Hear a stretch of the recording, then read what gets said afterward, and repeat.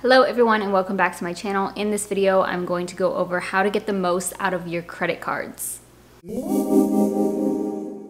In 2020, I did a no spend year or low spend year. So basically all of the purchases I was making in 2020 were necessary. So this would be like groceries, gas, and then, supplements or things like that that come up. However, I still earned $577.88 in cash rewards, which I think is pretty decent and I consider completely passive. Now, so far this year in 2021, today is May 19th, and I have already earned $271.78 in cash back. I still am not spending a ridiculous amount of money. I don't go shopping very often, but I still use my credit cards for everything. I did also earn so far this year $550 in credit card referrals, which I know is different. That comes with what I do and sharing my finance content on YouTube. But if you add those up, I've made over $800 from my credit card so far this year, and I have paid $0 in interest, both in 2020 and in 2021. So I wanted to share a few tips on how to best use your credit cards, some tips for that. And also, I do think I'm gonna make a video on the credit cards that I use. I think I have 6 or 7 credit cards, maybe even 8, I don't know. A lot of them I don't use, but there are several that I do use, and how I rotate them may be of interest to some people. So if you are interested in how I use my credit cards, let me know. I can make a separate video on that. The first thing I wanna say is a disclaimer basically, and who shouldn't use credit cards. So obviously credit cards can be very dangerous for a lot of people. If you are somebody, I think there's 2 main categories for people who shouldn't use credit cards in order to take advantage of the cash back points. So the first person is going to be the overspender. So if you are an overspender or you have a shopping problem, then I don't think that you should try to take advantage of cash back points, because that's very easy to do. You can just go shopping every day if you wanted to, and you will make hundreds of dollars in the year. So if you know that you are somebody who likes to spend money on things that you do not need, then it's probably best to go the Dave Ramsey route and cut up your credit cards, or just not use them and maybe only use them for emergencies or whatever the case may be. The second group of people that I don't think should necessarily take advantage of the cash back points are people who already have credit card debt and are trying to pay it off, especially if it's high interest credit card debt. So maybe if you have credit card debt and your interest is at 0%, then you could take advantage of it and be able to pay down even more debt with the rewards. But it does start to get tricky with what you actually charge to your card and what's already there. So then that can set people back pretty quickly, especially when it comes to credit cards. So it may be best to focus on paying down your credit card debt, and then once you get down to a $0 balance, you can earn more with those cards. But the first thing is to find and choose the best card or cards throughout time. I do have multiple cards. I have done this multiple times, and there are some really good cards out there, and then obviously there are some that are just not even worth it. I also want to note here that before applying to a card, you should probably check into being pre-qualified or pre-approval. You can do this through multiple card issuers. So if you go to the actual website, they typically have a form you can fill out to see if you are pre-qualified, and this won't hit your credit, because keep in mind that when you apply for a credit card, it is a hard pull and it will affect your credit score. So that's another thing, is if you need to take out a loan, you're going to be buying a car or a house anytime soon, you probably should hold off on this, because it will lower your score a little bit, but in the long run it should help with your credit score. You can also see your pre-approval odds for certain cards on the app Credit Karma, and also what you get in the mail. So sometimes you'll get stuff in the mail that says, congrats, you've been pre-approved, and those are probably good ones for you to apply to. Obviously, I'm gonna go through what to look out for. If you are new to this, you probably already have a credit card that's earning you maybe 1% or 2% cash back, but I think that's way too low. Ideally, you want something better than 1 to 2%, so we'll discuss that in a second. So when it comes to looking for cards, there are 3 main things that I look for. If I sign up for a credit card, it has to have a bonus offer with it. So this is typically something like, if you spend $500 in the first 3 months, you will get $200 or $100, or it could be a lot bigger. Something like if you spend $3,000 in the first 3 months, then you will get $500 or whatever it may be.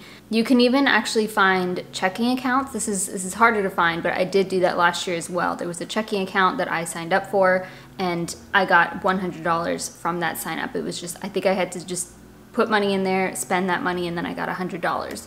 For myself personally, I try to avoid the ones that require large spending because that doesn't really fit my lifestyle, but it obviously depends on who you are. So if you have a business, or if maybe you'd recently moved and you have a bunch of big purchases coming up for your house, or just big purchases in general, and you can meet that threshold of $5,000 in 6 months to get a bigger reward, then that would apply to you. The second thing to look out for is no annual fee. Personally, I don't think fees are worth it whatsoever. I do not want to pay the banks any money to store my money or to spend my money. I always double check to make sure that there is no fee with the account even after a year. There are some cards that do offer really good reward bonuses or cash back with a $0 introductory fee, and then after that you would have to pay the fee. So the fees are usually $95 or more for the year, and sometimes that's just not worth it. So again, for me, I'm not spending tons of money, so paying $95 to have a credit card is not worth it. But if you have a business or big expenses,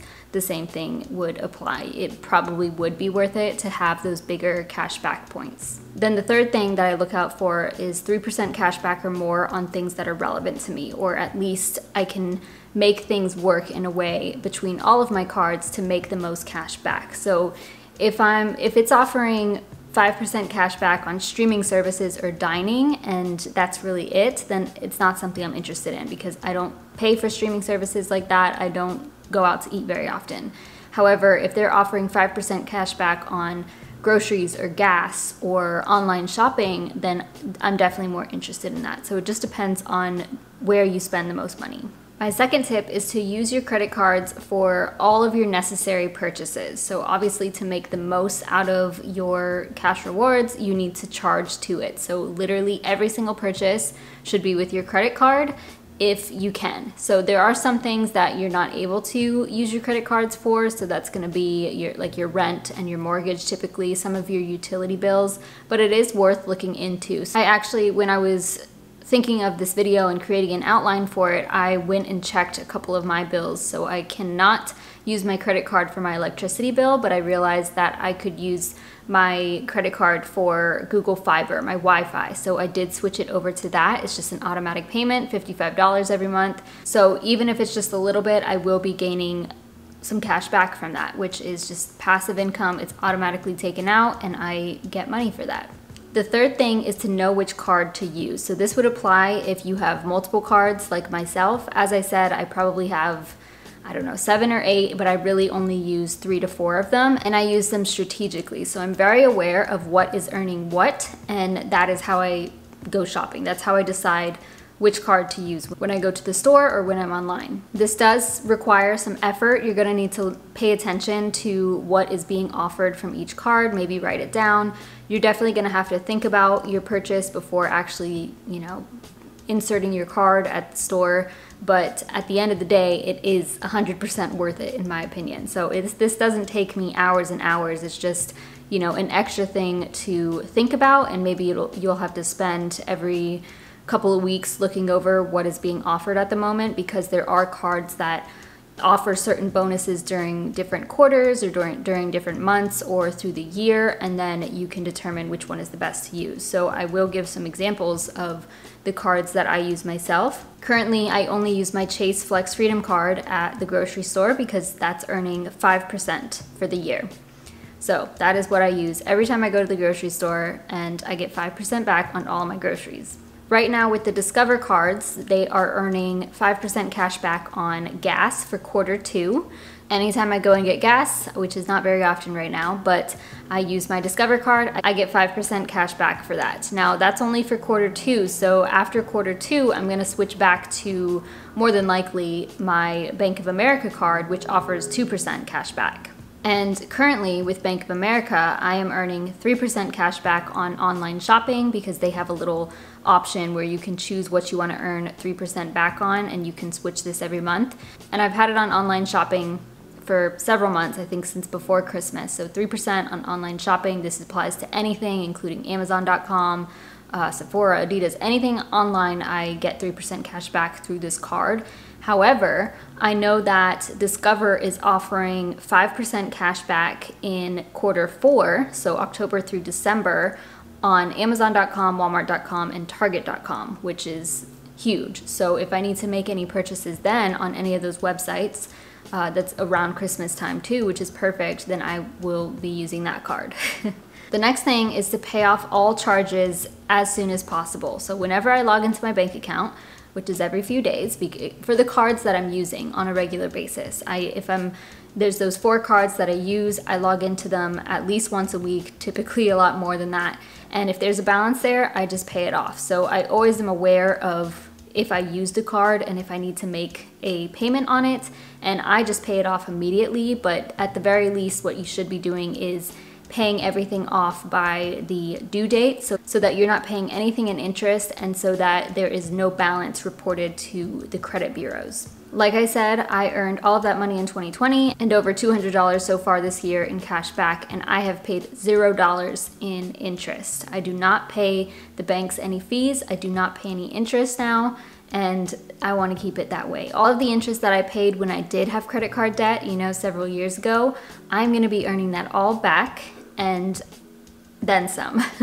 My next tip is to check for even more deals, specifically with your credit card. So I'm gonna put up a screenshot of, I'll put up a few screenshots of the offers that I have through Bank of America, Capital One, and Chase, and you'll see that there's a lot. So this is just a small portion, just a fraction of what is offered on these websites, and it's typically a lot higher than just your average cash back. So it's like 10%, 15%, even 20% in some cases, and you just apply these, or you go shopping through the link from the login of your issuer, and you make 20% cash back at wherever it is that you need to go shopping. With Bank of America, there's often a lot of restaurants on there or little boutiques that are local to me even, so I can get 5% cash back or 10% cash back at Panera, or I've had Starbucks before, Dunkin' Donuts has been on there. And then sometimes those deals can be used in combination with whatever the card issuer actually offers as well. So again, going back to Bank of America, they offer 3% cash back on online shopping. But let's say there's a deal on there for a website that I'm going shopping. So I would get that deal plus the 3%, so it stacks on top of each other. My final tip is to also stack rewards with other offers outside of your credit card. So this is not directly related to your credit cards, but you can earn even more by taking advantage of certain websites and apps. Whenever I make a purchase, and most of my purchases are online, excluding like groceries and things of that nature, but I always look for coupons, and I'm going to give you a list of a few of the websites and apps that I use. So the first one is Rakuten. I've talked about this before. I do have a referral link down below. If you sign up for it, you get $30, I get $30. You have to like go shopping through it, but Rakuten is basically just a coupon website, and you can browse through there and see that there's literally a discount for basically every single store that you would go shopping at, and you just shop through that website. You can use your credit card to pay for those things and then get cash back. So it stacks together. So again, with my Bank of America card, if I'm going through Rakuten and Adidas is offering 10% cash back, I also use my Bank of America card and get 3% cash back. So in total, I get 13% from my Adidas purchase. There are 2 similar websites to that. There is Be Frugal and Max Rebates. So it's the same idea. You can look on there and browse.